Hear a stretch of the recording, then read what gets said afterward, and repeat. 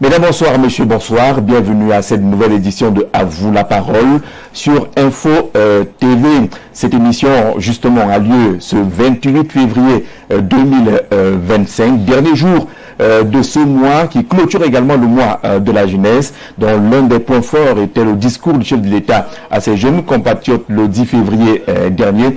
Il aura insisté sur les possibilités de formation, mais également d'insertion socio-professionnelle des jeunes. Dans son discours, le président Paul Biya a annoncé la poursuite des recrutements à la fonction publique. Et du coup, les regards se sont tournés vers le ministère de la fonction publique et la réforme administrative pour interroger les réponses concrètes, les possibilités concrètes de ce côté. Le MINFOPRA qui vient d'évaluer la mise en œuvre de cette application informatique qui fait en tout cas applaudir et apprécier l'évolution du Cameroun, qui s'appelle Aigle et qui sera en totale découverte dans ce programme. Bien évidemment, qui est mieux que le ministre de la fonction publique et la réforme administrative pour nous parler de ces possibilités d'insertion des jeunes, mais davantage les avantages de Aigle mis en œuvre dans notre pays. Et nous accueillons celui qui a donc la parole ce soir, le ministre Joseph Lé, ministre de la fonction publique et de la réforme administrative. Monsieur le ministre, bonsoir et bienvenue.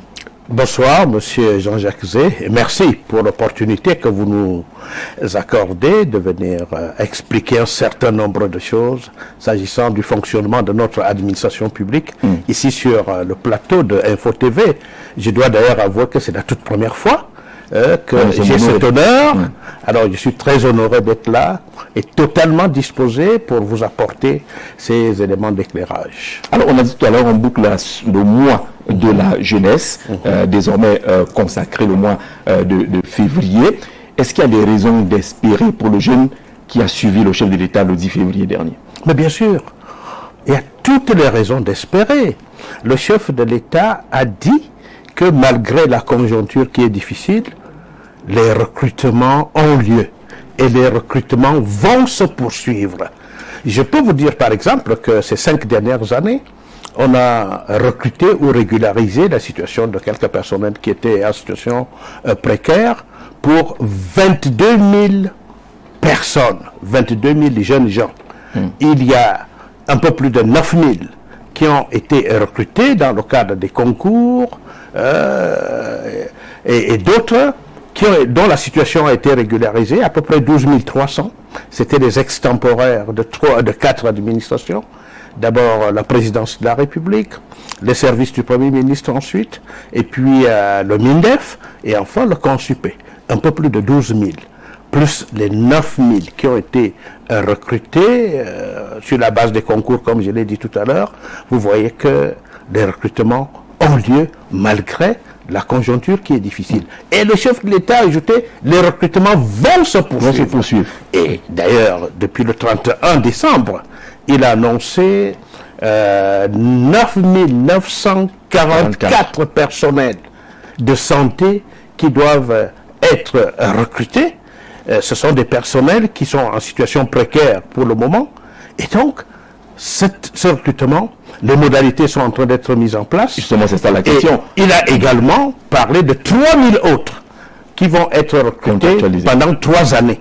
Donc, 9 944 pendant 5 ans et 3000 autres pendant 3 années. Et comme je viens de le dire, les modalités sont en train d'être mises en place, car comme vous le savez, le processus de recrutement obéit à des critères précis pour entrer dans la fonction publique de l'État. Premièrement, au niveau du ministère de la fonction publique et de la réforme administrative, nous organisons un comité interministériel. Dans ce comité interministériel, vous avez toutes les administrations. Chaque administration apporte ses besoins. Nous faisons donc la synthèse de ces besoins. Nous envoyons cette synthèse chez le Premier ministre, chef du gouvernement, qui lui-même va l'examiner et va faire des arbitrages après avoir interrogé le ministre des Finances. Et vous comprenez pourquoi? C'est par rapport à la soutenabilité financière. Voilà, la soutenabilité budgétaire. S'agissant donc de l'exercice 2025 qui vient de commencer, le plan de recrutement est dans les services du Premier ministre. Les réunions irrelatives ont d'ailleurs commencé et nous allons donc attendre que le chef du gouvernement ait terminé ses arbitrages et nous retourne le plan de recrutement que nous allons mettre immédiatement en exécution pour que, au cours de l'année 2025, nous puissions faire le travail qui doit être fait dans ce cadre-là. Mais la question des jeunes reste celle de la transparence, c'est de l'objectivité, c'est de l'égalité de chance. Beaucoup pensent que ces recrutements-là ont des yeux, comme on le dit au quartier. Ça va chercher des appartenances régionales, ça va chercher des appartenances ou des accointances avec quelques membres du gouvernement. Est-ce qu'il y a des garanties de transparence et d'égalité de chance? Bien sûr, c'est dans ce sens que nous travaillons. C'est pour ça qu'il y a deux principaux critères pour entrer dans la fonction publique. Nous avons dit qu'il y a l'admission sur concours, mais aussi il y a des recrutements spéciaux comme ceux annoncés récemment par le chef de l'État. Et donc, dans le cadre de ce processus, deux principaux critères. D'abord, la compétence du candidat, c'est-à-dire que le résultat qu'il donne au terme des examens qui sont organisés, les concours d'entrée dans la fonction publique, et ensuite l'autre critère qui lui obéit surtout à la justice sociale, à la politique de justice sociale mise en place par le chef de l'État, définie par le chef de l'État, et que nous mettons en œuvre sous la coordination du chef du gouvernement, c'est-à-dire les quotas régionaux. C'est une institution, les quotas régionaux, le chef de l'État, pour permettre à toutes nos 10 régions, aux enfants de nos 10 régions, de se sentir associés et concernés par ce qui se passe. Il y a donc ces quotas régionaux qui existent et nous tenons à ce que ces quotas soient respectés de telle sorte que chacune des 10 régions, lorsque nous donnons un résultat de concours, soit concernée. Ces quotas, ils sont là, ils sont connus de tous, ou presque, et je peux vous dire par exemple que l'extrême nord, c'est 18%, le nord, 7%, l'Adamawa, 5%, l'Est, 4%, le Sud, 5%, vous avez aussi l'Ouest, je crois que c'est 13%, vous avez le Nord-Ouest, autour de 7 ou 8%, bref, tout ça mis ensemble, parce qu'il y a aussi le Sud-Ouest, ça fait donc 100%. Et chaque fois que nous travaillons, c'est sur la base de ces critères que nous mettons sur la table, et après avoir regardé les performances des enfants, nous essayons de faire que chaque région puisse rentrer dans son quota. On va vous demander de bousculer tout cela. C'est déjà institué. Vous exécutez justement ce qui est institué. Mais d'où vient-il? Je voudrais convoquer là à la fois le ministre, mais également le journaliste qui s'est fait l'investigation. D'où vient-il que les Camerounais ne croient pas du tout, pour beaucoup, à cette transparence-là? Nous disons aux Camerounais de croire en ce qui est fait, de croire en la politique mise en place par le chef de l'État, définie par le chef de l'État, et de croire en ce que nous faisons. Mais il y a un petit souci, mon cher Jean-Jacques Zé, c'est que il y a toujours, chaque année, beaucoup d'appelés, mais très peu d'élus. Je prends souvent l'exemple de l'entonnoir, vous voyez, au-dessus c'est large, et à la sortie c'est un petit trou, parce que, à cause de la conjoncture, le nombre de recrues dans la fonction publique diminue d'année en année. C'est ainsi que vous avez par exemple chaque année 50 000, voire 100 000 jeunes gens qui veulent entrer dans la fonction publique, mais à cause de ce que j'ai dit tout à l'heure, c'est-à-dire la conjoncture et donc la soutenabilité financière, on est obligé de tamiser. Alors vous avez parfois une année 2 000, 3 000, 4 000, sauf lorsqu'il y a un recrutement spécial, comme celui annoncé par le chef de l'État pour le personnel de santé, mais les quotas qui sont réservés au terme des arbitrages font que ces derniers temps, nous n'allions pas, ou presque pas du tout, au-delà de 5 000 jeunes gens qui sont recrutés. Alors, je vais prendre un exemple, les NAM. Oui. Les NAM, on vous dit, vous avez à recruter cette année 275 élèves à l'ENAM. Mais vous voyez, lorsque les jeunes viennent postuler, vous recevez parfois jusqu'à 15 000, 16 000 dossiers. Et vous ne devez retenir que 275 Ah là, c'est les mots de tête. Vous comprenez donc peut être à votre place. Quel que soit le résultat que vous allez sortir, il y en a qui s'estimeront lésés. Mais nous sommes liés par des textes que nous devons respecter. Et c'est ce que nous faisons. Et nous sommes également là pour respecter les quotas régionaux. C'est pour ça que vous aurez facilement quelqu'un qui va rater l'entrée en l'ENAM avec une moyenne de 16 ou 17 sur 20. Ça, je vous le dis. Parce que lorsque le quota de sa région est plein, évidemment, on doit aller voir dans les autres régions aussi pour prendre les meilleurs de ces régions. Parce que je dois vous dire, M. Jean-Jacques Zé, qu'il n'y a pas des zones où on n'a que des cancres et des zones où on n'a que des génies. Non, il y a des génies partout et il y a des cancres partout. Donc on essaye de faire que tout le monde se reconnaisse dans le résultat qui est produit. Et bon, voilà. Mais que répondez-vous à ceux qui pensent que ceux qui sont aux affaires, ceux qui ont un peu les moyens, sont prioritaires et que lorsqu'il y a quand même un seul qui sort du lot, comme le moto-taximan, vous célébrez. Qu'est-ce que vous faites pour leur prouver qu'effectivement, il n'y a pas de favoritisme, il n'y a pas de préférence, il n'y a pas de tribalisme dedans?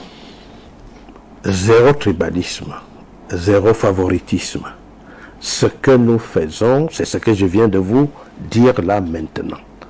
Il se trouve quand même que, malgré tout ce que vous pouvez sortir comme résultat, il y en a qui pensent, qui estiment qu'ils ont échoué parce que ces autres critères subjectifs sont rentrés en jeu. Mais non, hein?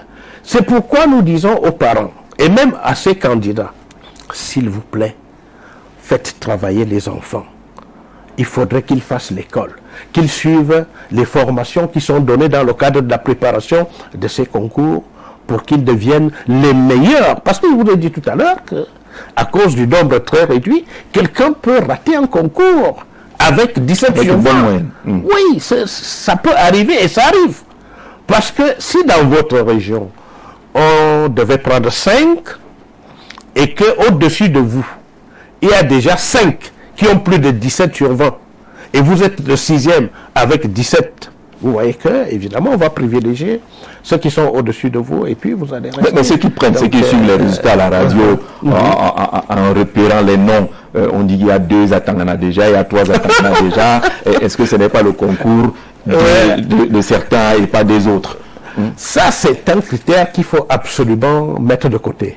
Parce que, vous le savez très bien, monsieur Jean-Jacques Zé, vous pouvez trouver un Essomba ou un Atangana originaire de l'extrême nord, ou originaire du sud-ouest, ou du nord-ouest. Non, ce critère ne tient plus.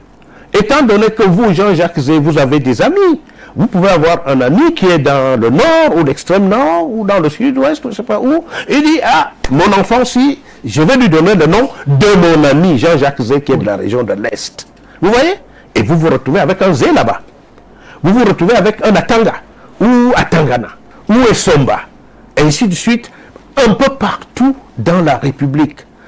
Vraiment, ces consonances-là ne peuvent pas constituer un critère. Parce que dès que vous irez donc vérifier, vous vous rendez compte, ah, il est effectivement né là-bas, son père ou sa mère est effectivement de là-bas. Et vous voyez les mariages intercommunautaires dans le cadre du vivre ensemble, dans le cadre des brassages des populations. Vous, de l'Est, vous pouvez aller épouser une femme qui est du Nord, de l'extrême Nord ou de la Damawa. Et puis là-bas, on peut donner le nom. Ça ne tient plus, ça ne tient pas. Mais alors, vraiment pas du tout. Alors vous garantissez que les recrutements qui sont annoncés par le chef de l'État, les 9 944 la santé publique, les 3 000 à contractualiser, il y a égalité de chances selon les critères que vous avez évoqués. Je vous ai dit tout à l'heure que le plan de recrutement est encore chez le Premier ministre. Nous allons attendre le retour. Et je vous ai également dit que ce plan de recrutement est à l'étude. Parce qu'il y a une commission interministérielle. La première phase, c'est souvent au Minfopra, et la seconde, c'est là-bas dans les services du Premier ministre. Avant ces arbitrages du Premier ministre chef du gouvernement, les critères de sélection sont définis. Parce que même là, pour le 9 944, vous savez que c'est bien en dessous des effectifs qui existent et qui ont besoin d'être régularisé, d'être contractualisé au ministère de la Santé publique lorsque nous avons souvent travaillé avec mon collègue, le ministre Santé. Ils ont des besoins énormes, plus de 25 000. Absolument. N'est-ce pas, hein, qu'ils doivent recruter si nous voulons atteindre les proportions acceptées au plan international. Donc, même sur les 9 944, il va falloir, les critères vont être définis, je ne voudrais pas déjà les dévoiler, là je ne les ai pas, mais il va falloir définir des critères de telle sorte qu'il y ait l'équité, qu'il y ait la justice sociale, et donc, ce serait précipité aujourd'hui de dire que voici ce qui va être fait, voici celui qui va être recruté dans le cadre de ce recrutement spécial. Donc, il vaut mieux être un peu patient, attendre que tout cela soit déjà passé, n'est-ce pas, à l'étude, et que le Premier ministre fasse ses arbitrages qui donnent des orientations, et c'est sur cette base que le travail va se faire. D'accord, monsieur le ministre. On est en train d'aller vers aigle. Permettez qu'on utilise, puisque l'aigle peut aller d'une branche d'un arbre à un autre. Qu'on prenne celui de la gestion actuelle des effectifs de la fonction publique. Vous avez lancé des opérations de recensement physique et autres, où on a plus de 4000 agents publics qui sont pratiquement portés disparus. Cette opération a été arrêtée, elle se poursuit? L'opération se poursuit désormais sans interruption. Alors, ce que vous venez d'évoquer, c'est l'opération COPE, qui a été lancée en 2018 et 2019. Tout cela a commencé au niveau de mon collègue, le ministre des Finances, qui a procédé à un comptage physique des personnels de l'État, d'où le sigle COPE. Et, au terme de cette opération, il y a eu un certain nombre de critères qui avaient été définis. On a suspendu la solde de ceux qui n'ont pas répondu ou qui n'ont pas obéi à ces critères. Après donc cette phase, est venue la phase contentieuse. Le ministre des Finances, mon collègue, m'a donc transmis le dossier. Absolument. À notre niveau, nous avons reçu un peu moins de 10 000 dossiers. Un peu moins de 10 000 cas sur lesquels il a fallu plancher. Nous l'avons fait. Nous avons élagué un certain nombre de cas, par exemple les décédés, par exemple aussi ceux qui ne relèvent pas de notre gestion, c'est-à-dire les magistrats, les forces de défense et de sécurité, certains statuts spéciaux aussi, que nous ne gérons pas au niveau du ministère de la fonction publique. Nous avons élagué, nous les avons retournés à leur ministère d'origine, à leur ministère utilisateur. Et à notre niveau, il nous est resté 8766 dossiers. Nous avons adressé des demandes d'explication à tous ces 8766. Vous savez ce qui est advenu de tout cela? À peine 600, autour de 610, ont répondu à nos demandes d'explication. Sur les 600 demandes d'explication, ou un peu plus, nous n'avons pu trouver que 300, un peu plus de 300 cas qui étaient des cas réels. C'est-à-dire qu'on apportait des justificatifs, qui soient défendables et tout. Pour ceux qui prétendaient avoir été malades, nous avons envoyé les dossiers au ministère de la Santé publique où siège la Commission nationale de santé publique pour regarder si vraiment c'est des cas qui sont justifiés sur la base des certificats médicaux, des dossiers médicaux qu'on nous a apportés et tout et tout. Et c'est donc après ce travail que nous nous rendons compte qu'il n'y a que un peu plus de 300 qui sont des cas défendables. S'agissant des autres, nous avons travaillé d'arrache-pied pour respecter toute la procédure disciplinaire. Parce que lorsque nous constatons votre absence, je l'ai dit tout à l'heure, nous vous adressons une demande d'explication, vous répondez à la demande d'explication, nous vous convoquons au conseil de discipline de la fonction publique, vous venez répondre aux questions qu'on va vous poser, et ensuite on prend les mesures qui s'imposent. Si vous êtes bien défendu, évidemment, vous êtes d'ailleurs libre de venir, soit avec un avocat, soit avec un collègue, ou n'importe quelle personne qui va venir vous défendre. Mais il n'y a pas eu beaucoup de cas qui se sont présentés à nous. C'est pour ça que, après cette phase-là, nous sommes rentrés dans les dossiers des uns et des autres pour voir tous les éléments qui doivent aboutir soit à un licenciement s'agissant des contractuels d'administration, soit à une révocation s'agissant des fonctionnaires. C'est pour ça donc qu'après cette procédure qui est quand même assez longue, qui est minutieuse, pour que nous devons nous aussi éviter le contentieux avec ceux-là qui auraient été lésés, qui auront été sanctionnés injustement, à tort, nous faisons cela. Et c'est pour ça que vous avez constaté que depuis à peu près 3 ans, il y a des vagues de licenciements et de révocations. Ce n'est pas terminé. Vous avez d'ailleurs demandé si ça va s'arrêter à cette opération Copé. Mais non.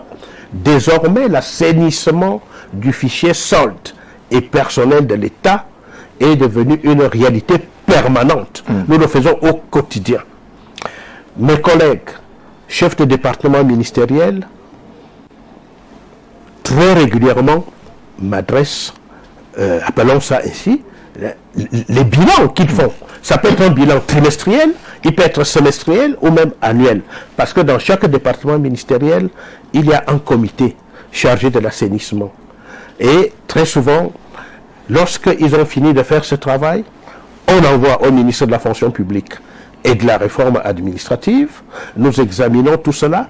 Et s'il y a des cas contentieux, nous les envoyons à la division de la discipline et du contentieux pour qu'on enclenche la procédure disciplinaire.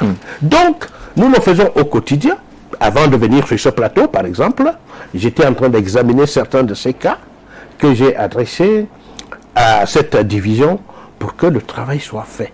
Nous assainissons maintenant au quotidien, de façon permanente. Alors, le problème était à quel niveau, monsieur le ministre? Je vais convoquer votre regard. Est-ce que c'est l'indiscipline totale? Vous convoquez des gens, ils ne viennent pas au travail.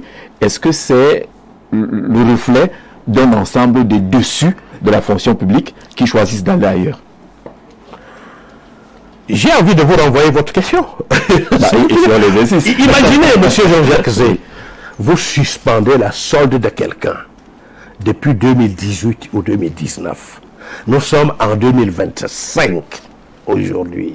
Après tant de temps, la personne ne se présente se plaint pas. Qu'est-ce que vous dites? Soit elle est décédée, soit elle est allée ailleurs. Elle est allée chercher fortune ailleurs. C'est pour ça d'ailleurs que, dès le départ, mon collègue, le ministre des Finances, a suspendu la solde de ses personnels. Et la procédure disciplinaire, elle a poursuivi son cours, elle a suivi son cours chez nous. Et l'aboutissement, c'est ce que j'ai dit tout à l'heure, les révocations et les licenciements. Est-ce que les gens partent parce qu'ils ne sont pas bien entretenus par l'État du Cameroun? Ils ne sont pas bien payés? L'État du Cameroun fait ce qu'il doit faire. L'État du Cameroun fait la politique de ses moyens. Mais faites attention, monsieur Jean-Jacques Zé. Quand on miroite à nos jeunes gens des paradis qui seraient ailleurs, pas ici chez nous, mais nous sommes en train de constater que beaucoup regrettent un peu d'être partis.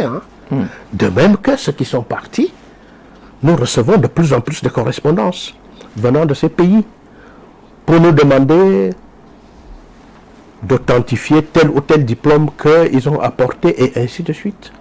D'autres aussi qui pensaient que, partant d'ici, ils sont, disons-le, entre guillemets, bien rémunérés. Très bien rémunérés d'ailleurs. Mais voyez-vous, c'est des sociétés de consommation. C'est des pays où le niveau de vie est élevé. De telle sorte que, même si vous gagnez 10 fois ce que vous aviez au Cameroun, tout ça passe. Vous ne faites aucune économie. Alors qu'avec le peu que nous avons ici chez nous, vous pouvez manger chaque jour 1 ou 2 repas, voire les 3 repas. Vous pouvez même dégager une petite économie pour aller investir dans l'agriculture et je ne sais plus très bien quoi. Et puis, vous vivez. Et notre fonction publique a un avantage énorme. Je ne sais pas si les gens le savent véritablement. C'est que dès que vous y entrez, sauf une gaffe monumentale, qu'on vous licencie ou qu'on vous révoque, vous êtes là et vous gagnez quelque chose du début jusqu'à la fin de votre carrière. C'est-à-dire que moi, vous allez à la retraite, vous avez votre pension. Et même après votre décès, vos ayants droit ont droit à quelque chose. Vous imaginez? Alors que dans le privé, à tout moment, ça peut s'arrêter. Alors que là-bas, à l'étranger, une fois que vous allez à la retraite, c'est terminé. Hein? Et lorsque vous retournez donc ici, c'est là que vous affrontez donc la vraie réalité. Parce que vous n'aurez pas économisé, vous n'aurez pas investi ici sur place, et vous redevenez un petit enfant. Vous voyez? Donc, la fonction publique, oui, on n'est pas là pour être riche. On n'est pas là pour s'enrichir, mais avec le peu que l'on a, on est assuré pour toute la vie. Et on est là pour servir. Là réside également l'une des préoccupations des Camerounais, oui. La qualité de service. Est-ce que Monsieur le ministre suit de près la qualité de service des agents publics, services rendus par des agents publics? On se plaint quand même des retards, de l'absentéisme, des dossiers qui s'amoncellent. Est-ce que vous vous interrogez, vous suivez de près, vous faites des descentes inopinées? Nous y travaillons. Nous comptons beaucoup sur les chefs hiérarchiques. Même là aussi, vous me direz qu'on a l'impression que les chefs hiérarchiques sont parfois complices d'un certain nombre de situations, par exemple ceux qui partent et tout, mais qui ne sont pas signalés. Je ne sais pas si je dois déjà considérer votre question comme étant une transition pour nous amener vers Aigle. Nous sommes en train d'aller, hein. Je crois qu'on a déjà abordé deux petits aspects qui nous amènent vers Aigle. Allons-y. C'est que Aigle va donc nous aider à résoudre cette épineuse question de l'absentéisme. Parce que il y a tout un module qui n'est pas encore opérationnel au moment où nous parlons. Il va l'être, ce module, d'ici peu. C'est le module biométrique. La biométrie dans Aigle va nous permettre de mieux contrôler les présences. Parce que nous avons l'ambition, l'État du Cameroun a l'ambition, grâce à la biométrie, d'installer des bornes biométriques dans nos 10 régions, les chefs-lieux de région, dans nos 58 départements et dans nos 360 arrondissements. Et l'agent public va désormais avoir l'obligation d'aller se présenter, soit à travers son pouce, pour qu'on vérifie les empreintes digitales, soit à travers la reconnaissance faciale. Et on va instaurer une certaine périodicité. Je ne peux pas encore vous dire laquelle, parce que tout cela est à l'étude, de telle sorte que, après cette période, si M. Jean-Jacques Zé n'est pas venu se présenter, le système lui-même, ce ne sera plus votre chef, le chef lui-même va le système va signaler et même stopper tout en ce qui vous concerne. Ça va être mis entre parenthèses. Au niveau du ministère des Finances, votre solde va être suspendu jusqu'à ce que vous reveniez vers nous pour nous expliquer, pour nous dire votre situation, pourquoi vous avez été absent. J'espère que vous savez, M. Jean-Jacques Zé, qu'après 30 jours, je dis bien 30 jours d'absence irrégulière, le fonctionnaire ou l'agent de l'État ou le contractuel d'administration est passible de la sanction suprême, c'est-à-dire la révocation pour ce qui est du fonctionnaire ou alors le licenciement pour les contractuels. Tout ça est contenu dans le statut général de la fonction publique. Et c'est pour ça que je souhaite vraiment que nos compatriotes lisent attentivement ce statut et même les statuts particuliers et spéciaux pour être au courant de tout ce qui se passe. Alors, ils verront d'ailleurs qu'il y a beaucoup d'avantages aussi, mais là qui ne sont pas toujours connus. Est-ce qu'on va attendre cela?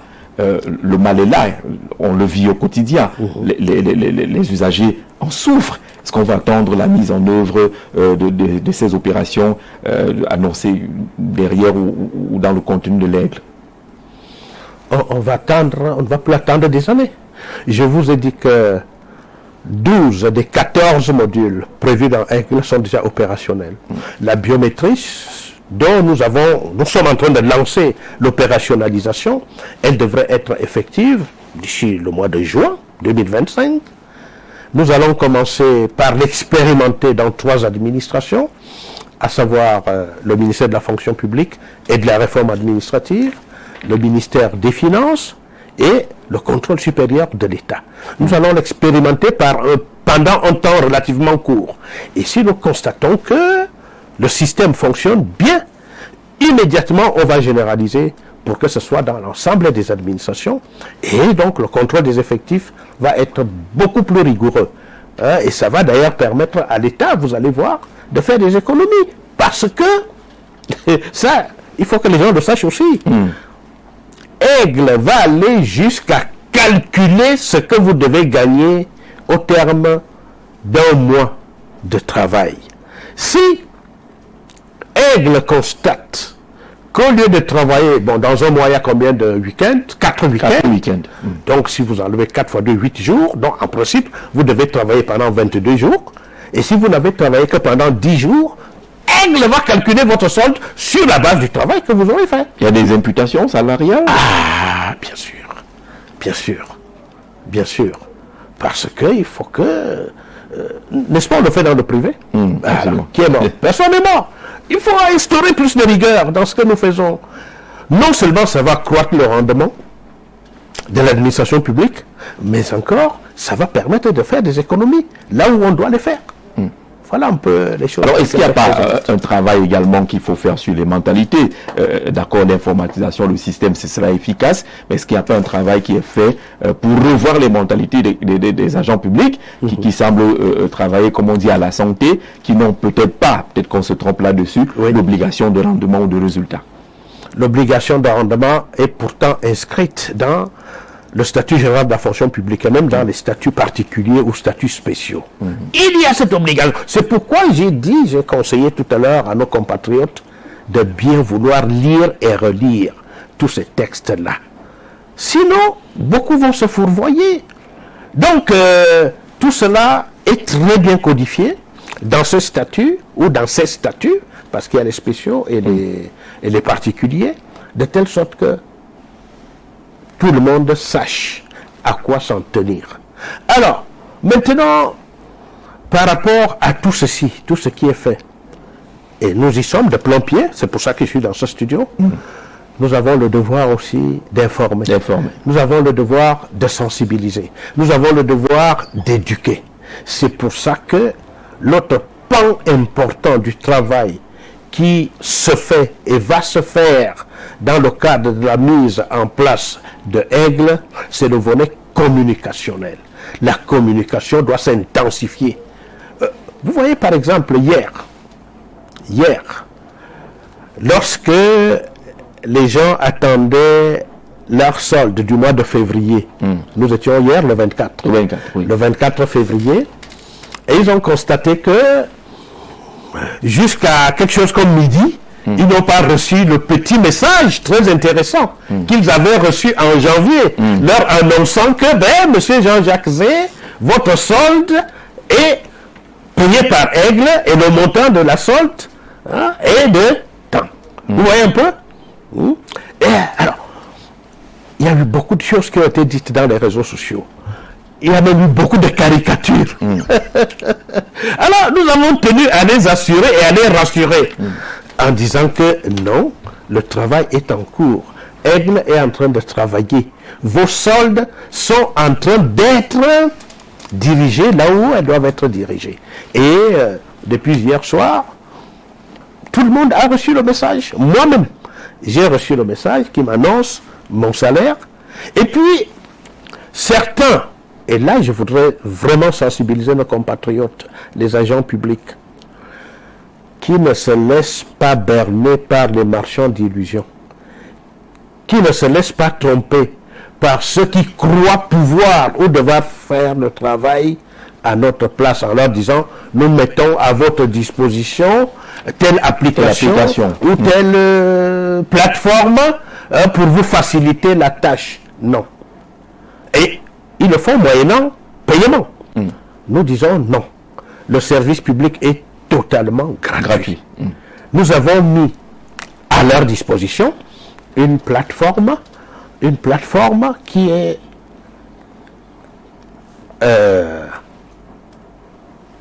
aigle.gov.gf. .cm. Ça commence par portail, oui. portail.aigle.gov.cm. Ils peuvent adresser dans ce portail toutes leurs requêtes. Et nous allons leur apporter des éléments de réponse. Parce que l'interactivité va fonctionner à merveille également lorsque tout cela aura été mis en place, de telle sorte que vous puissiez poser une question et que vous ayez des éléments de réponse directement à partir du système lui-même. Nous avons également notre numéro vert, le 1522. Si vous avez un souci, vous posez la question. Et un opérateur au bout du fil va vous répondre. Il y a également, évidemment, le site web du Minfopra, www.minfopra.gov.cm. Adressez-nous vos requêtes. Nous allons vous apporter des éléments de réponse. N'écoutez pas. Et c'est pour ça que hier, par exemple, beaucoup se sont fourvoyés. Il y en a qui sont allés chercher leur bulletin de solde et ils ont reçu un document qui était vide. Et on disait en bas, solde nul. Alors que le vrai bulletin de solde, lui, il était en train d'arriver. Et le vrai bulletin de solde, c'est celui qui, non seulement va donner le montant de votre salaire, mais qui a surtout le code QR. Parce que c'est ce code qui vous indique que là, c'est le document authentique qui sort de Aigle. Alors que celui qui indiquait la solde nulle, il n'avait qu'à constater qu'il n'y avait pas le code QR. Pour constater que non, ce n'est pas le bon document. Donc, je crois que... Alors, ce sont toutes ces garanties de sécurité. Beaucoup. On va revenir là-dessus tout à l'heure. Vous revenez de Kribi. On vous dit merci pour l'énergie que vous avez trouvée pour venir dans ce studio. D'ailleurs, en termes d'énergie, vous savez que les Camerounais vous ont trouvé beaucoup de petits noms. Il y en a qui vous appellent Energizer. Ils disent que vous êtes toujours sur le terrain. On vous voit dans une seule journée, 3 ou 4 rendez-vous, et que vous êtes devenu un peu comme cet Energizer-là. Beaucoup d'énergie, monsieur le ministre. Vous étiez à Kribi, justement, où il y a eu cette évaluation, on va le dire, de la mise en œuvre de Aigle, avec nos reporters qui étaient là-bas. On va encore plonger dans cet événement. Et juste derrière, on va accueillir Nadège Lougen, qui a consulté les messages des internautes, des messages et des questions parfois décalées, monsieur le ministre. Vous êtes prêt à répondre. D'abord à Kribi, et puis on retrouve Nadège. Nous sommes là pour ça. C'est avec succès et des prémices des lendemains encore meilleurs que s'achèvent les travaux de la 106e Task Force et la 8e session du comité interministériel consacré à l'assistance du prestataire, au suivi et au contrôle du projet Aigle ce 21 février 2025 à Kribi. C'est le fruit des efforts qu'ont senti durant 2 jours de travail intense des membres statutaires des 2 comités basés sur la rétrospective des 51 premiers jours de l'existence effective de Aigle et des projections complémentaires destinés pour l'éclosion du dit projet. C'est ainsi que des exposés aux différents ateliers relatifs, les travaux sont bouclés le vendredi 21 février 2025 par la conférence de presse présidée par le ministre de la fonction publique et de la réforme administrative, Joseph Lé, par ailleurs, président du comité interministériel de pilotage du projet Aigle. Aux côtés du directeur général du budget, Dr Cyril Edoualo, coordonnateur de la Task Force de Aigle et représentant du ministre des Finances, Lupol Motazi. Les proches collaborateurs du ministre de la fonction publique et de la réforme administrative qui, après l'exposé du président du comité interministériel, font face aux interrogations des hommes et femmes des médias. L'occasion pour le ministre de la fonction publique et de la réforme administrative de rassurer sur les différents points qui font l'essence de Aigle. Nous sommes en train de mettre en œuvre en ce moment, avec les premiers résultats que vous connaissez. Évidemment, c'est à lui que reviennent tous les lauriers. Merci au Premier ministre chef du gouvernement qui nous suit de très près au quotidien dans le cadre de la coordination de l'action gouvernementale. Aigle a pris son envol, Aigle est en plein vol et Aigle va poursuivre son travail en tissant son nid un peu partout, n'est-ce pas, où se trouve l'administration publique camerounaise, afin que les choses changent et les choses vont changer. Nous sommes là pour ça. Dans cette même logique, le coordonnateur de la Task Force consolide l'importance du logiciel Aigle et ses atouts. De l'assainissement de Aigle sont impressionnants parce que à chaque fois, automatiquement, l'application elle-même croise et croise les informations contradictoires et met à la disposition de nos hiérarchies pour les carrières de mise en fonction et pour la zone ministérielle, pour qu'à tout moment, nous puissions avoir la bonne information sur les armes. Elle nous permet d'arrêter la spirale de l'accumulation des arriérés. Du moment où il y a les avancements automatiques, alors il n'y a plus d'accumulation des arriérés. Donc des rappels en mémoire, dès que vous, parce que automatiquement vous avancez, donc on a pu accumuler des arriérés. Donc Aigle nous permet d'éviter que se consolide à nouveau la dette salariale. Ça c'est un avantage impressionnant. Pour ce projet placé sous la supervision du Premier ministre chef du gouvernement, Joseph Diongouté, il est question d'accélérer la lutte contre l'absentéisme des agents de la fonction publique, mettre fin aux salaires des défunts perçus par leurs proches, éliminer le phénomène des salaires touchés des compatriotes installés à l'étranger par leurs proches et assurer la retraite des agents de la fonction publique régulièrement reconnus. Selon les experts du domaine, la phase d'implémentation du logiciel Aigle, après avoir donné des prémices salutaires au sujet des avancements des agents de la fonction publique et les dérivés relatives pour la fin du mois de janvier 2025, 3 administrations sont soumises dès lors à l'application sans réserve des exigences de l'application informatique de gestion logique des effectifs et de la solde, appelée à s'intensifier avec l'ensemble de ces modules pour le reste des administrations publiques d'ici la fin de l'année 2025. Voilà qui éclaire donc Aigle évalué à Kribi, bord de mer, ambiance de travail et les engagements du gouvernement à tout mettre en œuvre justement pour assainir le fichier des effectifs et soldes de l'État. Nous accueillons Nadège Youglen dans sa très belle tenue qui nous parle d'ailleurs. Bonsoir Nadège. Bonsoir Jean-Jacques et merci pour le compliment. Et nous avons la chance et le plaisir de recevoir M. le ministre de la fonction publique et la réforme administrative. Bonsoir Monsieur le ministre. Bonsoir Nadège. Bienvenue chez nous. Merci pour votre accueil, ô combien chaleureux. À vous-même ainsi qu'à vos collègues. Comment vous sentez? Très bien. Très bien. Nous sommes très à l'aise, surtout lorsqu'il faut parler d'Aigle. Lorsqu'il faut parler d'Aigle, nous sommes très très très enthousiasmés parce que il s'agit d'un défi énorme qui est en train d'être relevé et nous comptons aller jusqu'au bout. D'accord. Monsieur le ministre, dans cette rubrique, vous allez apprécier les questions proposées par nos internautes, tout simplement. Ouais. Alors, Monsieur le ministre, vous êtes journaliste à la base, produit de l'ICJ, aujourd'hui Estic. Oui. Vous avez presque tout fait dans ce domaine. Radio, télévision, je dirais même la presse écrite. Et même la presse écrite. Comment est-ce que vous sentez à Info TV?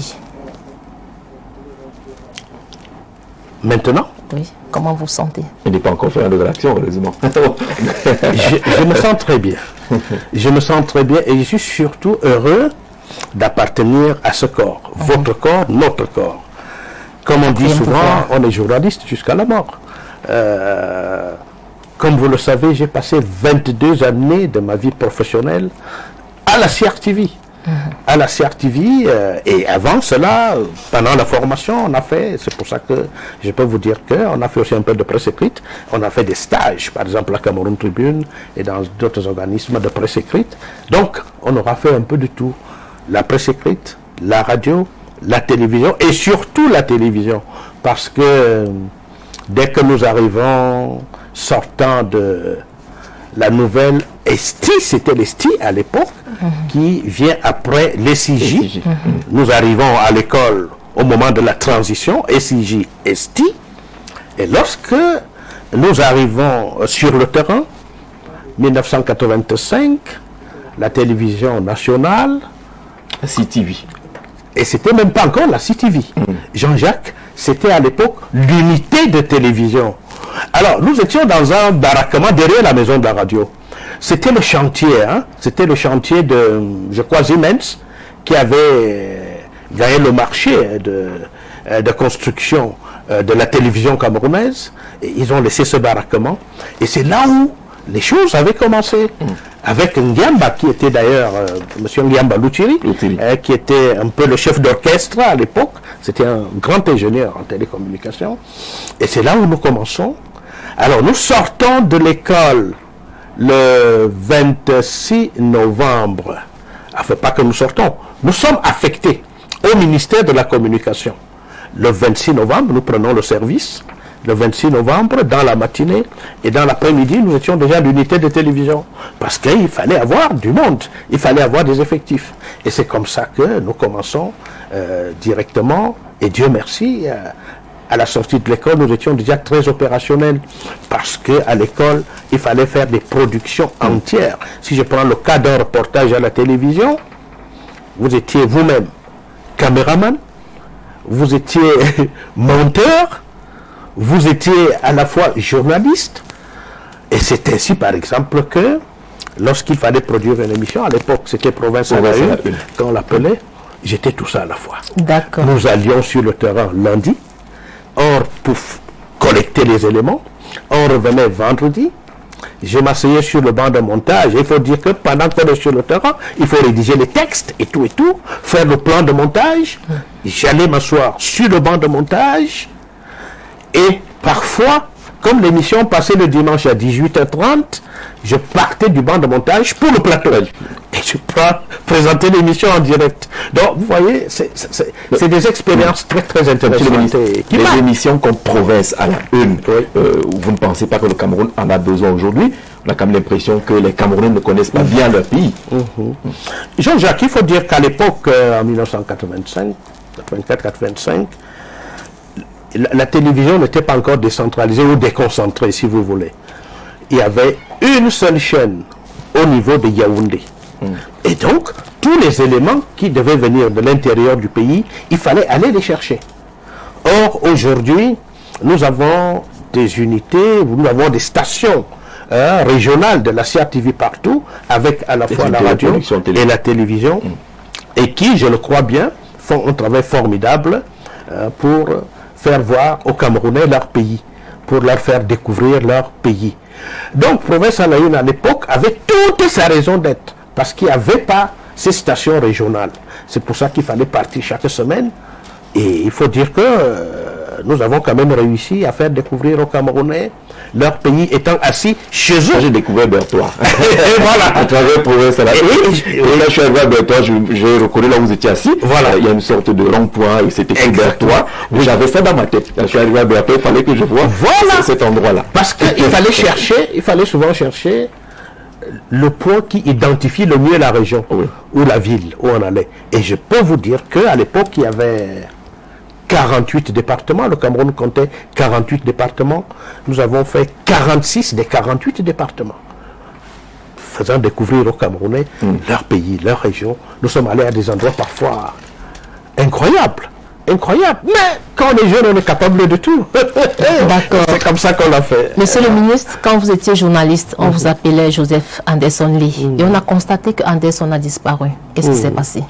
Quand on est jeune, on fait beaucoup de choses. Quand on est jeune, on peut se permettre beaucoup de petites fantaisies. Non, cela dit, Anderson, c'est un surnom qui m'a été attribué par un médecin. C'était à la fois un médecin et pasteur américain.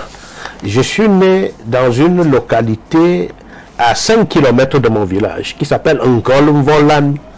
Et avait là donc l'église protestante américaine qui s'y est installée. Ils ont créé des écoles, ils ont créé des hôpitaux et ainsi de suite. Lorsque je nais donc le 19 mars 1959, il y a deux médecins qui font accoucher ma mère. Un homme, Harris Anderson, et une femme, médecin elle aussi, Evelyn Adams. Donc, Harris Anderson, apparemment le bébé était mignon, elle a dit c'est mon homonyme. Mais ça ne figure pas sur mes papiers officiels. Non, c'est pas sur mes papiers, c'est un surnom qui m'a été donné, qui semble-t-il a été très populaire, et ainsi de suite. Mais donc sur mes papiers officiels, c'est très simple. Les LE et puis Joseph. Voilà. Sentez-vous toujours journaliste? On est journaliste jusqu'à la mort. Je me sens journaliste malgré tout ce que je fais d'autre depuis à peu près 18 ans, parce que 12 années au cabinet civil de la présidence de la République et déjà 7 ans, le 2 mars, ça va faire 7 ans, au ministère de la fonction publique et de la réforme administrative. 12 ans et 7, ça fait combien?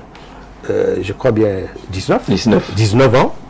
Je dois d'ailleurs vous dire que ce métier que j'ai appris à la base me rend d'énormes services dans ce que je fais aujourd'hui. Mais je ne vous dirai pas comment. Ça, c'est mon secret. Non, ça se voit. Ça se voit dans la communication de Aigle. J'ai l'impression que vous n'avez plus besoin d'un communicateur. Vous êtes là, dans le rôle. Mais pour rester sur les questions du journaliste, généralement dans le milieu, on dit le journaliste, mais là tout, vous considérez comme une illustration? L'essentiel étant de s'en sortir et de bien s'en sortir. Donc, en tout cas, le journalisme, lorsqu'on est journaliste, on est un intellectuel, on est ouvert à toutes sortes d'activités qui peuvent arriver.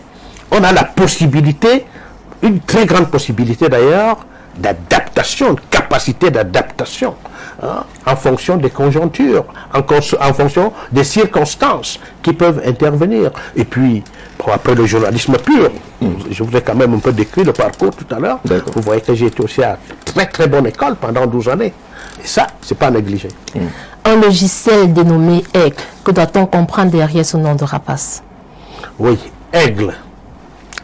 Aigle, c'est l'application informatique de gestion logique des effectifs et de la solde. Donc il faut toujours mettre S lorsqu'on parle de Aigle. Le nom a fait l'objet d'une bonne étude au niveau de la task force du comité qui est chargé de mettre en œuvre ce nouveau logiciel. Il fallait marquer une rupture totale avec les tentatives qu'il y a eu avant, et ensuite il fallait quelque chose qui colle un peu avec d'abord l'informatique et ensuite qui marque les esprits. C'est ainsi qu'il y a eu plusieurs propositions et Aigle a été proposé. On s'est dit oui, ça c'est pas mal.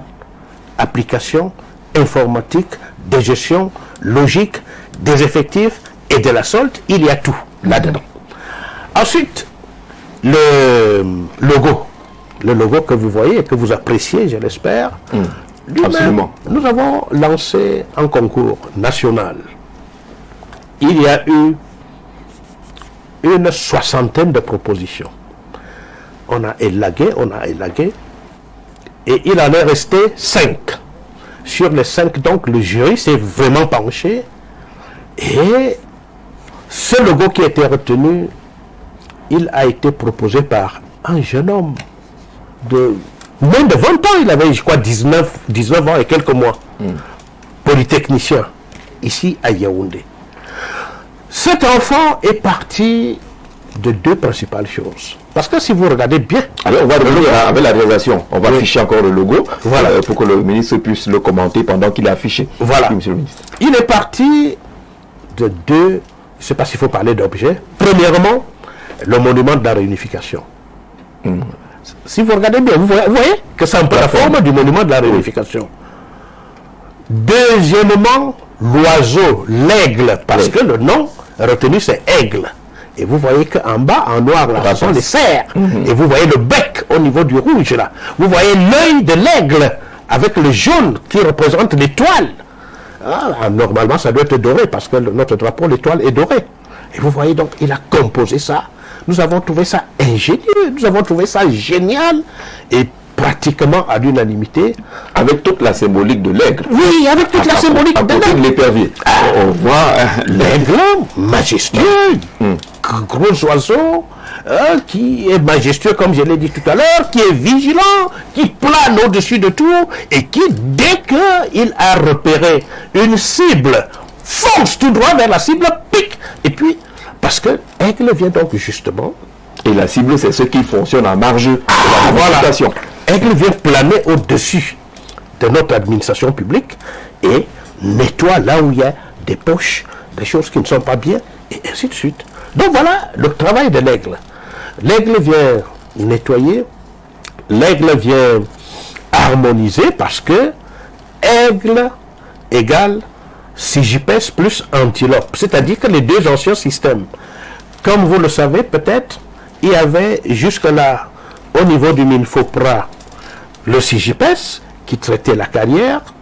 Ensuite, au niveau du ministère des Finances, Antilope qui traitait la solde. Et évidemment, entre les deux, il s'est passé un certain nombre de choses, parfois parce que... Il y en a qui ont réussi à faufiler, ils se sont retrouvés avec plusieurs matricules, plusieurs salaires. Voilà, je n'insisterai pas là-dessus parce que vous le savez. Tout le monde a compris. Donc, Aigle vient unifier les deux. Et ça, c'est le premier gros avantage. Parce que désormais, l'information que j'ai au Minfopra, mon collègue le Minfi a la même information en temps réel. Plus rien ne peut se passer là entre les deux, entre nous deux, parce que nous sommes unifiés. C'est une seule application qui gère tout ça maintenant. Et c'est cette application qui vient nettoyer. C'est cette application qui vient régulariser, qui vient même réguler, de telle sorte que, s'agissant par exemple des salaires ou des revenus qui reviennent aux agents publics, chacun n'est que ce qu'il mérite. Pas plus, ni moins. Des petites manœuvres qui pouvaient se faire, c'est terminé. D'accord, Monsieur le ministre. Vous avez vu avec la réalisation, c'est amusé à considérer un peu Aigle comme l'oméga des solutions, parce qu'on a connu les Mamba, on a connu les Antilopes, CIGPES 1 et pratiquement CIGPES 2. Maintenant, vous nous rassurez que avec Aigle, on a atteint le sommet, c'est fini, il n'y a pas aller chercher plus loin. Nous sommes en train d'aller vers le sommet. Soyons modestes. Soyons modestes parce que pour le moment, Aigle vient de prendre son envol. Il est en train de prendre de l'altitude et sereinement, je dois vous le dire, jusqu'aujourd'hui, l'Aigle est serein. Il prend de l'altitude avec la meilleure attitude qui soit, de telle sorte que les choses se passent bien. Maintenant, comme vous le savez, pendant que vous construisez, il y en a qui cherchent à déconstruire, il y en a qui cherchent à saboter. C'est pour ça que nous insistons beaucoup sur la sécurité. Et c'est pour ça que nous ne faisons pas un seul pas sans l'ANTIC, l'Agence nationale des technologies de l'information et de la communication. Parce qu'on appelle également qu'il y a des hackers. Oui, voilà, c'est ça. Qui essayent d'attaquer l'Aigle dans son envol. D'où la note d'information que nous avons publiée il y a quelque temps seulement, qui veulent attaquer l'Aigle. C'est pas l'Aigle. L'Aigle, c'est... Les gens comme nous, les pygmées, quand on voit l'Aigle, on veut l'attaquer. Donc les hackers sont... Voilà, c'est ça. Ils veulent bien déguster de l'Aigle. Donc, l'Aigle résiste. Et puis, l'Aigle résiste. Et je crois que notre atout majeur de l'Aigle, c'est la parfaite synergie qui existe dans la mise en place de l'Aigle entre le Minfopra et le Minfi. Mon collègue, le ministre des Finances et moi-même, mettons tout en œuvre pour que les choses se passent selon les règles de l'art et que Aigle ne manque pas de moyens pour pouvoir exister, pour pouvoir poursuivre son envol. Et c'est pour ça que dès la mise en place de groupes de travail, vous avez au niveau du comité interministériel, c'est le ministre de la fonction publique et de la réforme administrative qui est le président du dit comité. Le ministre des Finances étant le vice-président. Il y a d'autres membres qui sont des membres du gouvernement et d'autres administrations. Ensuite donc, l'autre niveau, et c'est là le niveau le plus opérationnel, c'est la task force. Et la task force, vous l'avez constaté tout à l'heure, est coordonnée par le directeur général du budget. Et donc, je dois louer d'ailleurs l'action du directeur général du budget et de toute son équipe.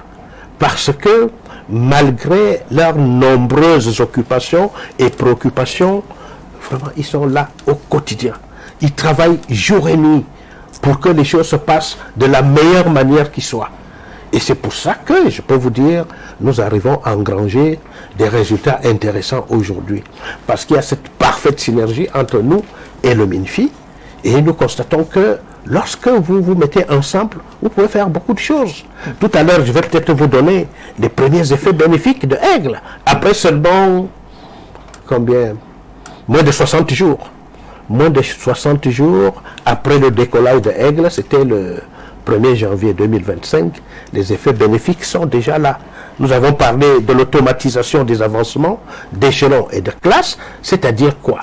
Dès que Aigle a pris son envol le 1er janvier 2025, Aigle a mis à niveau tout le monde.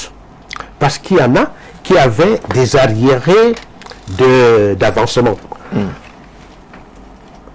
Un avancement, 2 avancements, 3 avancements, jusqu'à 11 avancements. Je vais vous prendre le cas, par exemple, le cas de Madame, appelons-la par son prénom, je ne vais pas vous donner le nom, c'est une enseignante du secondaire. Elle s'appelle Marie-Hortense. Elle avait cumulé jusqu'à 11 avancements. C'est-à-dire que pendant 22 années, cette dame n'a pas pu avancer. Pour diverses raisons dans les administrations. Je n'insisterai pas sur ces raisons-là. En décembre 2024, Marie-Hortense a touché un salaire de 245 090 francs CFA en décembre 2024. 245 000. Oui. Avant la mise en œuvre de Aigle. Oui. Et dès que Aigle arrive, le 1er janvier 2025, le salaire qui a suivi, donc le salaire de janvier, Marie-Hortense a gagné 371 348 francs CFA. Vous voyez, plus de 100 000 francs. Parce que on a mis à niveau ces avancements. Et ça, c'est non compris les arriérés, parce qu'il accumule aussi des arriérés. Et ces arriérés, je dois vous le dire, le ministre des Finances en tient compte, va en tenir compte. Tout cela va être programmé, parce que j'ai vu beaucoup de questions des internautes, là, notamment hier, qui disent « Mais oui, et nos arriérés, qu'est-ce que ça devient? Est-ce qu'on va nous les payer ?» Mais oui, les arriérés seront payés. Mais il faut que le ministre des Finances fasse une programmation rigoureuse et minutieuse, de telle sorte que chaque mois... Ça ne va pas être payé comme un rappel. Allez, qu'on va verser 10 millions d'un coup. Ils vont trouver le moyen pour le faire. Ça peut être qu'on injecte chaque mois dans votre salaire une certaine somme. Et là, c'est automatique aussi. Il n'est plus question d'aller devant un agent public pour lui dire, bon, j'ai des arriérés de 5 millions là, vraiment. Et qu'on vous dise... demande 30%. Ah, n'est-ce pas? Donnez-moi 25-30%. C'est terminé ça. Tout va se faire automatiquement. Vous êtes chez vous, Aigle vous informe, et puis vous allez à votre banque. Donc vous voyez tous les avantages que Aigle nous apporte. Hein? Alors, et pour cela, dès qu'il y a un mouvement dans votre carrière, pas seulement la solde, Aigle vous informe par SMS, par WhatsApp, ou encore par email, pour vous dire que M. Jean-Jacques Zé, aujourd'hui, vous avancez, vous passez de l'indice 400 à l'indice 415, par exemple, hein, ce n'est qu'un exemple. Aigle vous informe. Et Aigle vous dit aussi que cet avancement vous apporte, disons, 10 000 ou 15 000 de plus dans votre salaire. Et dès le prochain salaire, vous aurez ça. Ça, c'est un avancement, c'est un avantage important. Aigle définit de nouveaux formats de matricules. Un peu comme nous avions les téléphones. Vous avez vu qu'au départ, il y avait 4 chiffres. 4 chiffres. Pour le téléphone, 5 chiffres ensuite, 7, et aujourd'hui on a 9 chiffres.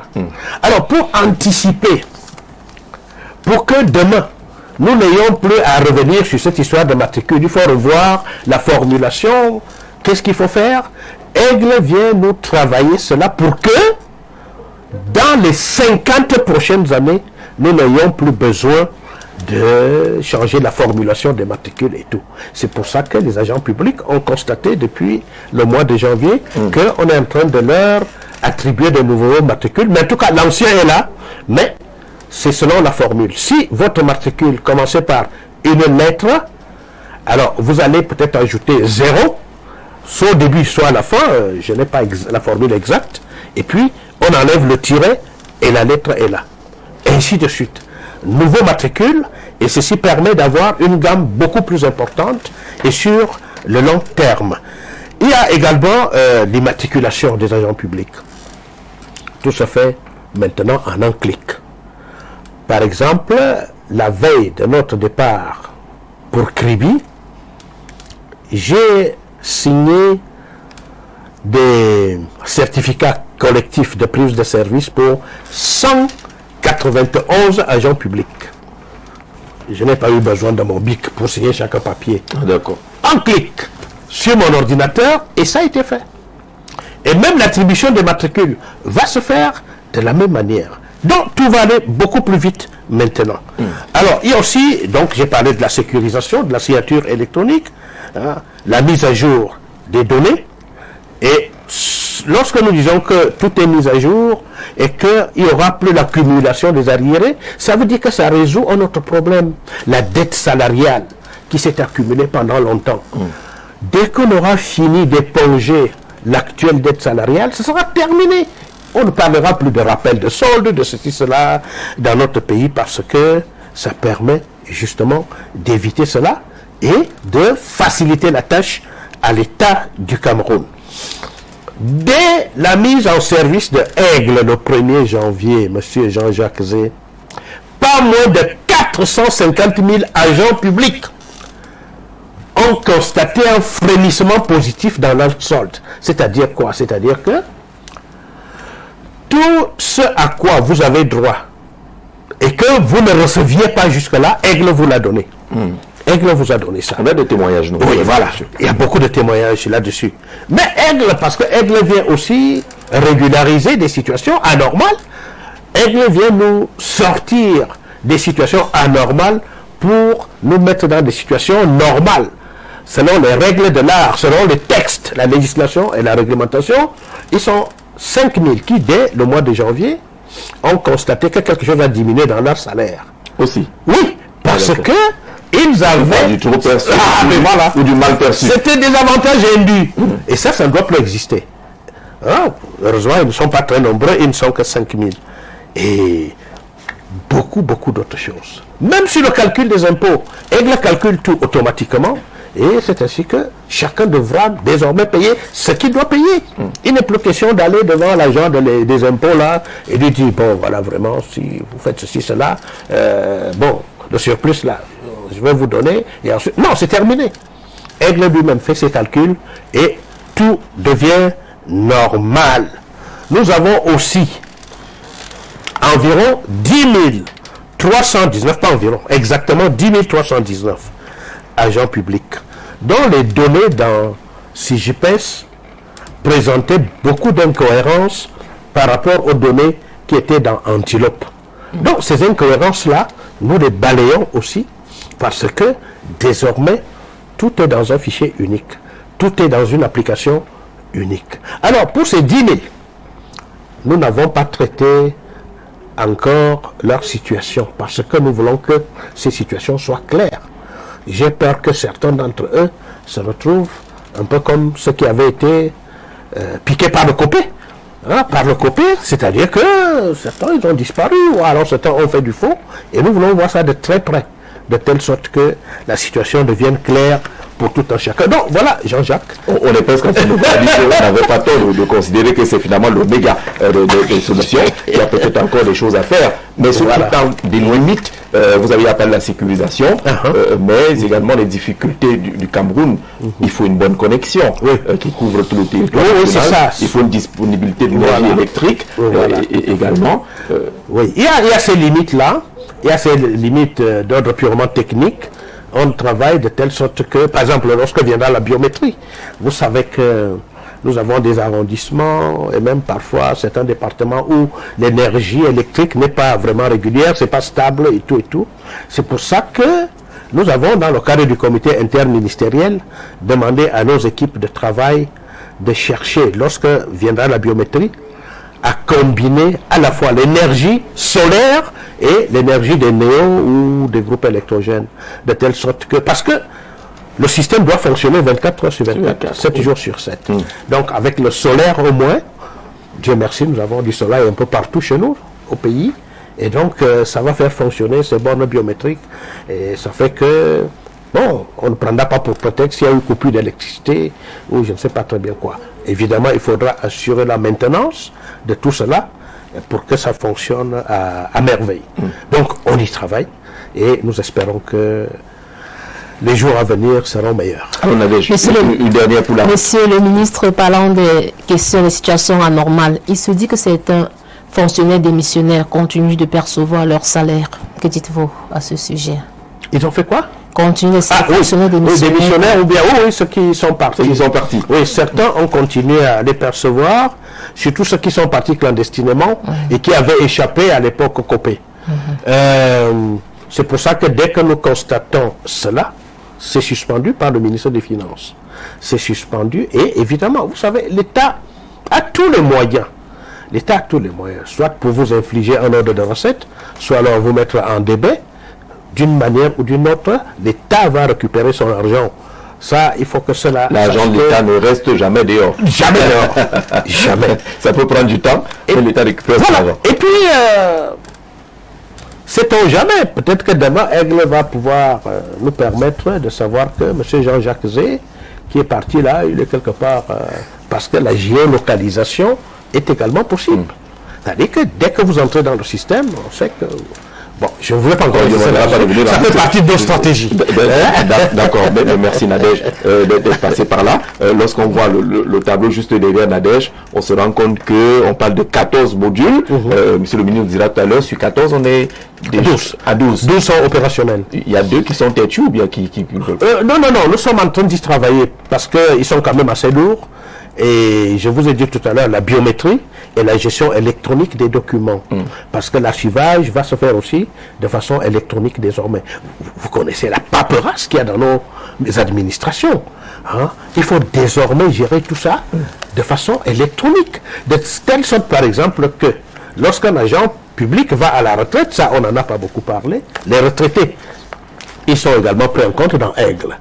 Lorsqu'il va à la retraite, on n'a plus besoin de lui demander de constituer un dossier. Moi, j'ai toujours considéré ça comme une aberration. Parce que quelqu'un a travaillé pendant 30 années. Il y a eu des actes de carrière que nous, administration, sommes supposés avoir. Même si lui, l'agent, avait souvent des copies, nous sommes supposés les avoir.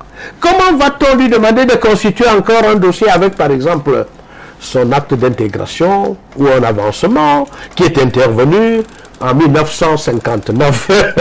Vous voyez, le pauvre. Et supposez donc maintenant qu'il ait été victime d'un incendie chez lui. Et il a perdu tous ces documents-là. Vous voulez qu'il aille prendre ça où? On a eu des cas pathétiques. Pathétiques. Parce que quelqu'un a traîné pendant longtemps. Et quand vous ajoutez à cela ce qu'on appelle la prescription quadriennale, c'est-à-dire que 4 années après votre mise à la retraite, si vous n'avez pas constitué ce dossier, tout tombe comme un château de cartes, vous perdez tout. C'est des situations pathétiques. C'est pour ça qu'avec la gestion électronique des documents, dès qu'arrive le mois où vous devez aller à la retraite, vous allez à la retraite. Et le mois qui suit, vous avez votre pension de retraité. Pour l'instant, on va appeler ça prépension, tout simplement parce que on se dit que peut-être qu'entre-temps, M. Jean-Jacques Zé, malgré son âge avancé, a eu un bébé il y a peut-être 3 ou 4 ans. C'est un bébé, c'est un enfant mineur. Donc son dossier, son acte de naissance ou d'autres papiers qu'on va demander doivent s'ajouter pour que sa pension soit complète. Et c'est là que on vous donne la pension complète. Mais tous les autres éléments dont vous devez bénéficier, vous les avez dès le mois qui suit le départ à la retraite. Et d'ailleurs, pour cette retraite, nous commençons, Aigle va commencer à vous informer, à vous aviser 12 mois avant la date de départ. Monsieur Jean-Jacques Zé, dans 12 mois, vous partez à la retraite. Dans 11 mois, dans 10 mois, le compte à rebours. Donc, ça vous prévient, ça vous prépare, et psychologiquement, et matériellement, et tout, et tout. Donc, voilà, on peut... D'accord, on peut faire une émission de 5 heures à parler d'elle. Et même vous en parlez avec beaucoup de passion. On a l'impression que vous sentez que votre bébé, il est en train de marcher. C'est le bébé du Cameroun. C'est le bébé du président de la République. C'est lui qui a défini cette politique. Il a dit, faites ceci, et nous sommes de modestes ouvriers.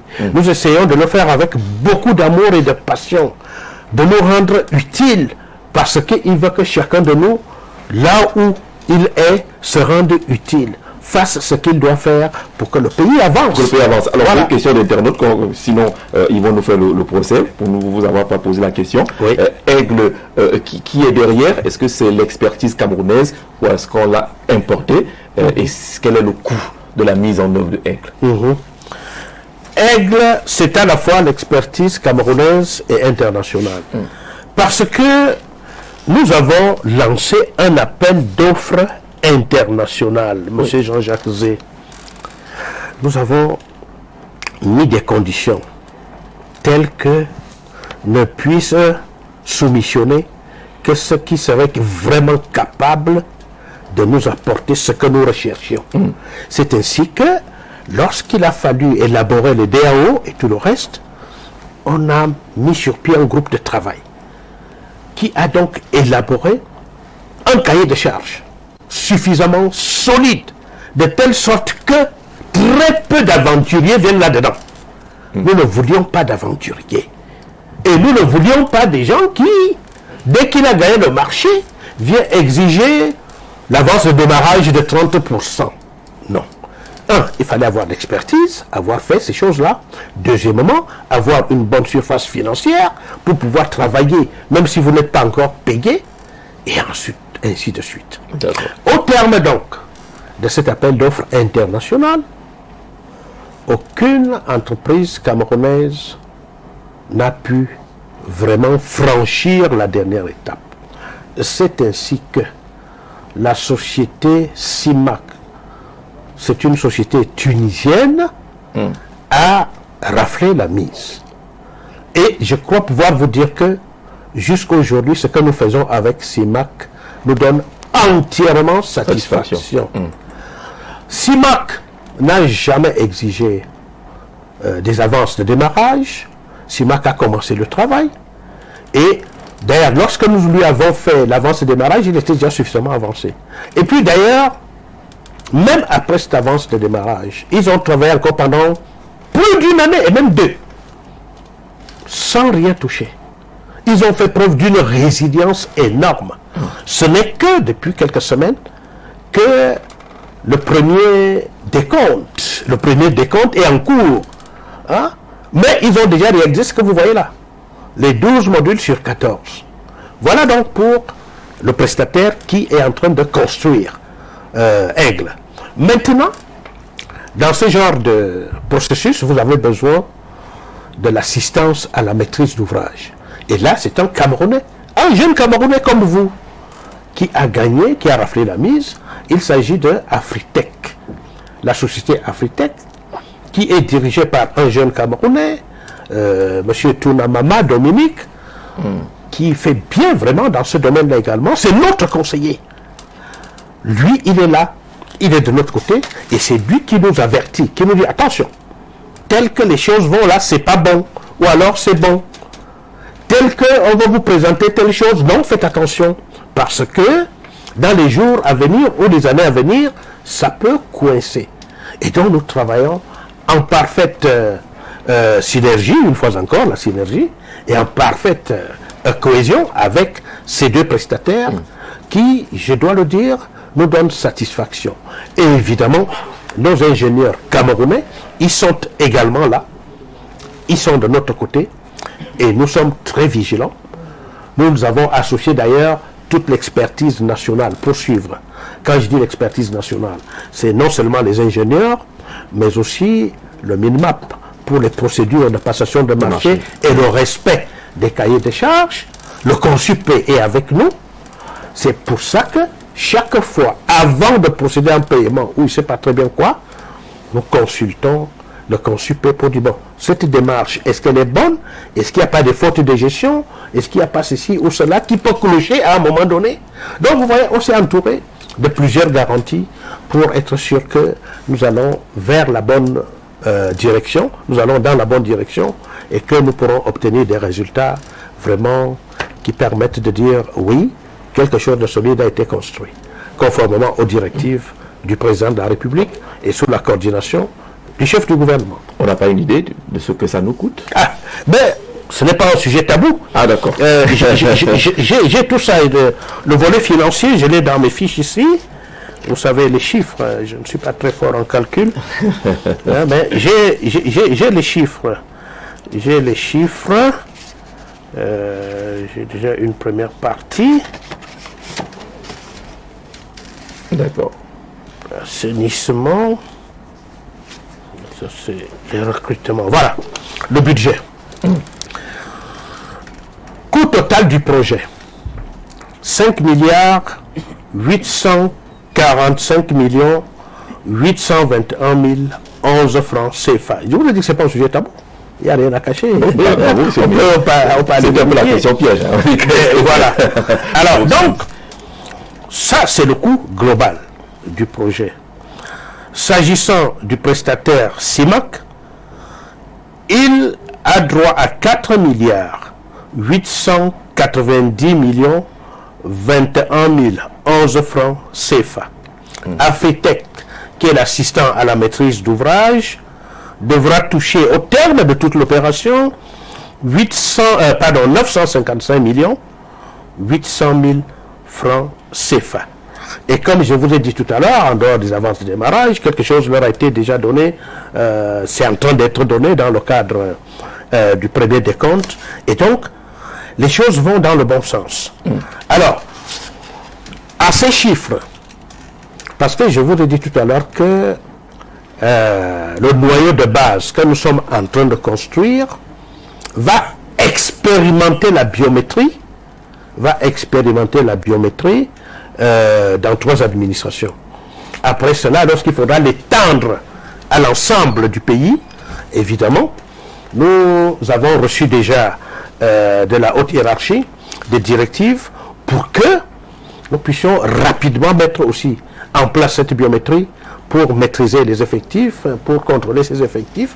Et donc, les études sont en cours pour que nous sachions ce que le déploiement national de la biométrie va coûter, et nous allons donc envoyer cela à la hiérarchie et obtenir très très probablement les moyens qu'il faut pour ça. Donc vous voyez, nous essayons de travailler dans la transparence pour que ce soit clair pour tout le monde. D'accord, monsieur le ministre, on va finir cette émission en convoquant votre casquette d'homme politique, élite de la région du Soleil Levant.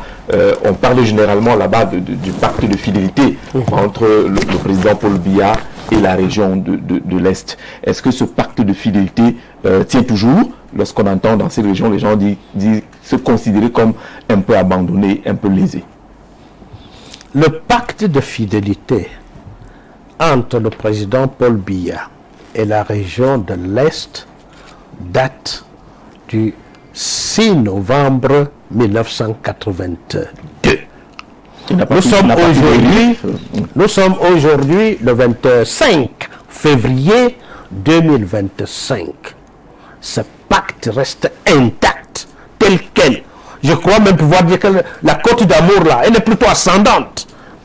Parce que à l'Est, nous sommes des hommes et des femmes de parole.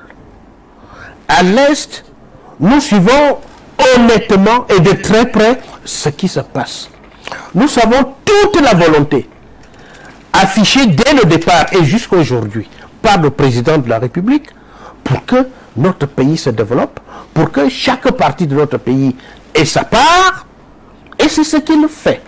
L'Est reçoit ce qu'il doit, ou elle, la région, ce qu'elle doit recevoir.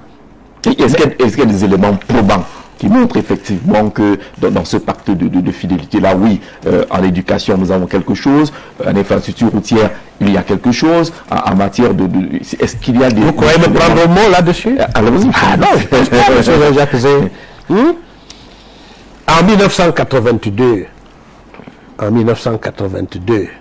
c'est cette année-là ou l'année d'avant que j'ai présenté le baccalauréat. On ne faisait pas l'oral du bac à l'Est. On faisait le bac à Bertois, et puis quand on était admissible, on venait faire l'oral à Yaoundé. Il y avait 1 ou 2 lycées, je crois même le lycée de Bertois. Le lycée de Bertois, qui était en quelque sorte le lycée provincial, parce que c'était les provinces à l'époque. Aujourd'hui, mais M. Jean-Jacques Zé, jusque dans les villages, dont le mien, nous avons un lycée technique à Bagofit. Dans tous les arrondissements et dans plusieurs autres villages, vous avez des établissements d'enseignement secondaire, d'enseignement technique et autres. Je n'ose pas parler des écoles primaires, c'est quasiment dans tous les villages. Donc, et puis, cerise sur le gâteau, l'université à Bertois, à Bomban, à Belabo, à Batouri, bientôt à Yokadouma, vous avez l'université. Alors que, à l'époque, jusqu'à même des dates assez récentes, il y avait le taux de déperdition scolaire, pour ne pas dire académique, après le bac était très élevé. Parce que nos enfants qui avaient le bac, au lycée de Yokadouma, ou je ne sais pas où, ne pouvaient pas avoir la possibilité d'aller à Yaoundé, à Douala, à Bouya, en Gaoundéré, les distances étaient très longues. Ensuite, les parents n'avaient pas les moyens pour leur payer le loyer, la nutrition et tout le reste. Aujourd'hui, nous avons tout ça là. Voilà pour l'enseignement. Parlons maintenant des infrastructures de communication, la route. En 1982, l'Est n'avait que 80 km de goudron entre Bertoua et Belabo. Et puis, je crois 4 ou 5, en tout cas moins de 10 km dans la ville même de Bertoua, hérité du comice agro-pastoral, qui a eu lieu en 1981. Aujourd'hui, la seule ville de Bertoua, vous savez qu'elle est presque entièrement bitumée. Ensuite, vous me direz, oui, il y a quelques détériorations déjà, mais c'est fait pour se détériorer, et en même temps, on doit réhabiliter. De l'entrée de la région à Ayos, juste après le pont d'Ayos, jusqu'à la sortie là-bas à Garoua-Boulaye, vous avez une route bitumée.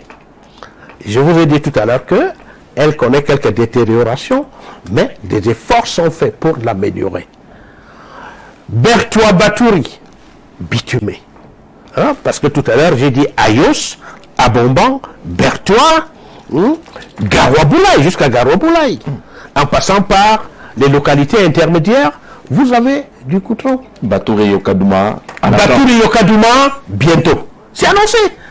La Banque africaine de développement vient de séjourner à Bertoua. Oui. Ils sont même allés sur le terrain. Voilà des choses qui sont faites.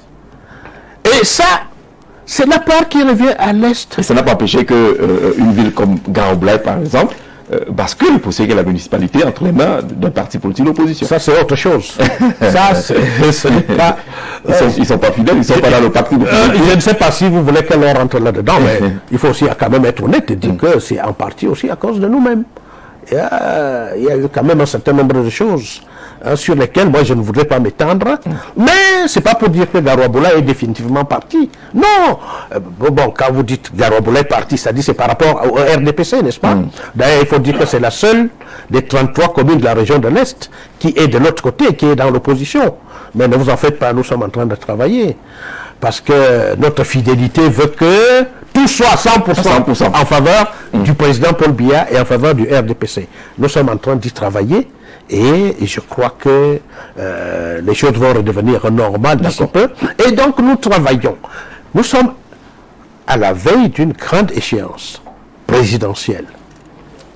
Nous travaillons pour que, comme d'habitude, et même mieux que d'habitude, le président Paul Biya soit élu et très bien élu. Justement, ça passe par un meilleur chiffre en termes d'inscription sur les listes électorales. Voilà. Ce n'est pas encore ça. Le chiffre n'est pas vous avez raison. Des plus satisfaisant. Vous avez raison. C'est pour ça que nous sommes en train d'envisager une descente sur le terrain dans les tout prochains jours avec vous. Vous êtes élite, hein? Vous devez également contribuer pour aller travailler, mobiliser davantage nos petites ressources, mais aussi les jeunes gens, hein, qui ont encore la force, qui ont de l'énergie, pour que nous allions là où il y a encore des gens qui ne sont pas inscrits sur les listes électorales.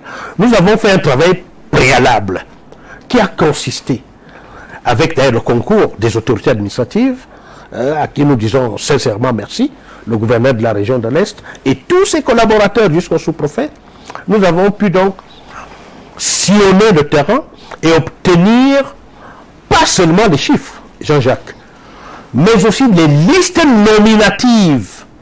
Au moment où nous parlons, nous savons qui est dans quel village et est inscrit ou alors n'est pas encore inscrit. Donc, le travail à faire maintenant, étant donné que nous avons déjà ces statistiques, nous avons ces listes, nous allons donc, dans les tout prochains jours, organiser un grand rassemblement, très grand, à Bertoua, non seulement pour réitérer notre appel à candidature, parce que j'espère que vous vous souvenez. Il y a l'appel de Ngoïla. Nous étions parmi les premiers, pour pas dire les premiers. 2023, n'est-ce pas? Oui. Et même avant, à Ngoïla et même à Bertoua, un peu partout.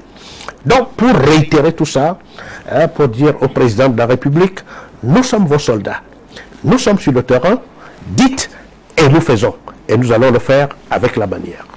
Merci, Monsieur le ministre, d'avoir pris ces longues minutes pour échanger avec nous et informer les Camerounais sur ce qui est fait, notamment l'amélioration de la gestion du fichier des effectifs et soldes de l'État. Merci beaucoup d'avoir accepté l'invitation d'Info TV. C'est moi qui dis sincèrement merci à Info TV.